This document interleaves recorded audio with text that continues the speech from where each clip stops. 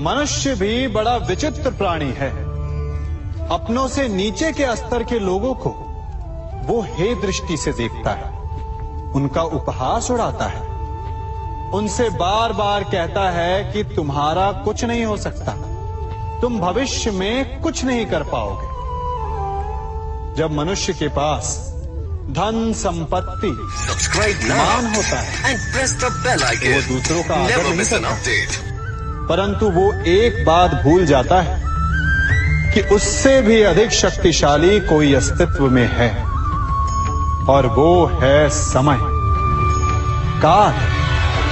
काल अपना चक्र कब बदलेगा ये कोई नहीं जानता। समय अपनी करवट कब लेगा ये कोई नहीं जानता। कोयला भी समय के साथ साथ हीरे में परिवर्तित हो जाता है। इसलिए जीवन में कभी भी किसी का भी उपहास नहीं उड़ाना चाहिए।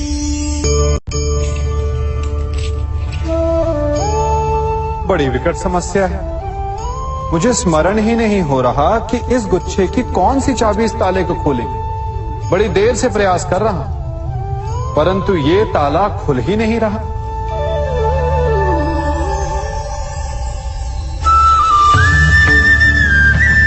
ऐसी परिस्थिति में आप क्या करेंगे?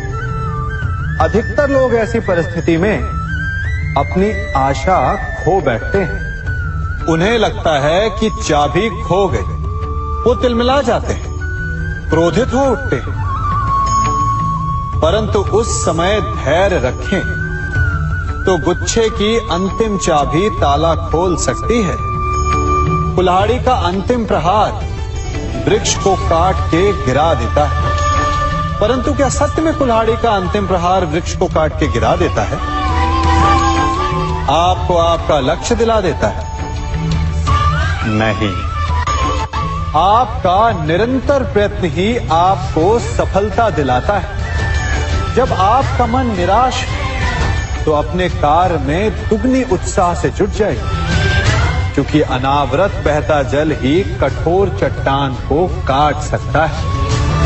सफलता का मूल है परिश्रम, प्रयास और आशा। मनुष्य का जीवन ऋतुओं के समान होता है। आज ग्रीष्म तो कल वर्षा, परसों शीत। तनिक संकट आया तो हम संयम खो बैठते हैं, तनिक ऋतु बदली तो हम अधीर हो जाते हैं। अपने आक्रोश में, अपने क्रोध में हम उनसे ही संबंध बिगाड़ लेते हैं जो हमारे अपने होते हैं। क्यों ऐसा होता है ना? हमें लगता है कि हमारे अपने हैं, फिर से मना लेंगे, परंतु स्मरण रखिए, सदा ऐसा करना संभव नहीं होता। सागर की उछलती लहरों को तट सहता है, और यदि तट ही टूट जाए तो बाढ़ आ जाती है। हमारे संबंध भी दूध की भांति होते हैं। दूध तपकर उबल सकता है, परंतु यदि उसमें खटास आ जाए तो वो फट भी जाते हैं, और फटे दूध को चाहे जितना मत लो, उसमें से माखन नहीं निकलेगा।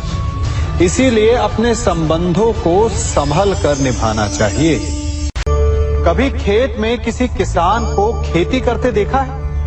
वो उसे सींचता है, उसे जोतता है, पशु पक्षियों से खेत की फसल की रक्षा करता है, परंतु एक बात का वो सबसे विशेष ध्यान रखता है कि कहीं खेत में खरपतवार ना उग जाए, क्योंकि एक खरपतवार खेत की सारी फसल को नष्ट कर सकती है। ठीक उसी प्रकार यदि वंश की कोई संतान खोटी निकल जाती है तो वो समूचे वंश का सर्वनाश कर देती है। इसीलिए संतान के लालन पालन में विशेष ध्यान देना आवश्यक होता है, क्योंकि संतान वो फसल होती है जो वंश के आने वाले समय को महान बना सकती है, या फिर वंश का पतन भी कर सकती है। कभी चुंबक को देखा है? कैसे वो लोहे की ओर आकर्षित होता है और कैसे वो लोहे को अपनी ओर आकर्षित करता है। चूंकि उसके स्वभाव में ही आकर्षण है। हम सबके भीतर भी एक ऐसा ही चुंबक होता है, विचार का चुंबक, जो सदा अपने ही जैसे विचारों को आकर्षित करता है। हम जो बोते हैं वही काटते हैं। उसी प्रकार हम जैसा सोचते हैं वैसा ही पाते हैं। साधु ईश्वर का नाम जपता है तो उसे ईश्वर मिल जाता है। अर्थात फल हमारी सोच पर निर्भर करता है। ओस की बूंद यदि केले के पत्ते पर गिरे तो वो कपूर बन जाती है, सीप में गिरे तो मोती, और यदि विषधर के मुख में गिरे तो विष। बूंद एक है, परंतु उसके प्रारब्ध भिन्न है, क्योंकि उसे आकर्षित करने वालों का व्यवहार भिन्न है। इसलिए यह आप पर निर्भर करता है कि आपको भविष्य में विष चाहिए या अमृत। स्मरण रखें, हम वही बन जाते हैं जैसा हम सोचते हैं, जैसा विश्वास रखते हैं। यह आपका विश्वास ही है जो ये निर्धारित करेगा कि आपको विष मिलेगा या अमृत। इसलिए अपनी सोच को सुदृढ़ रखिए, सकारात्मक रखिए, और फल भी सकारात्मक ही आएगा। जब से ये सृष्टि बनी है, नदी की धारा और चट्टान के मध्य सदा संघर्ष रहा है, परंतु हर बार चट्टान की कठोरता को हारना पड़ता है, और नदी की धारा कोमल होते हुए भी कठोर चट्टान को काट देती है। कभी सोचा है क्यों? चट्टान इतनी कठोर और जल इतना कोमल, चट्टान इतनी दृढ़ और जल इतना लचीला, फिर भी सदा जल कठोर चट्टानों के मध्य से अपना मार्ग बना ही लेती है।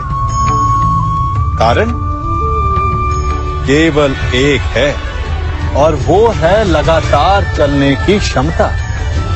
जल बढ़ता रहता है, चट्टान अडिग रहती है। इसी कारण जल चट्टान को काटकर मार्ग बना लेता है। इसलिए लगातार चलते रहिए, रुकिए मत, क्योंकि चट्टान जैसी हर समस्या को आप भी जल की तरह काट सकते हैं। इस फल को देख रहे हैं आप? अभी अभी अपनी डाल से अलग हुआ है। बड़ा दुख होता है ना जब आप अपने उद्गम से अलग होते हैं, परंतु ये दूरी भी आवश्यक है। अब इस फल को ही ले लीजिए। अपने जीवनदाता वृक्ष से अलग होकर ये ना केवल किसी की भूख शांत करेगा, अपितु इसके भीतर के बीज से एक नए वृक्ष का सृजन भी होगा और कई फल जन्मेंगे। सृजन की प्रतिक्रिया में पीड़ा आवश्यक है। यदि पीड़ा नहीं होगी तो सृजन नहीं होगा। पीड़ा अपने उद्गम से दूर होने, पीड़ा अपनों से दूर होने। इस फल की भांति हम मनुष्यों को भी अपने उद्गम से, अपने सगे संबंधियों से अलग होना पड़ता है, और यही अलगाव एक नए सृजन को, एक नई सृष्टि को, एक नए विकास को जन्म देता है। इसलिए ऐसे अलगाव से दुखी मत होइए, उसका स्वागत कीजिए, क्योंकि ये विकास की नींव है।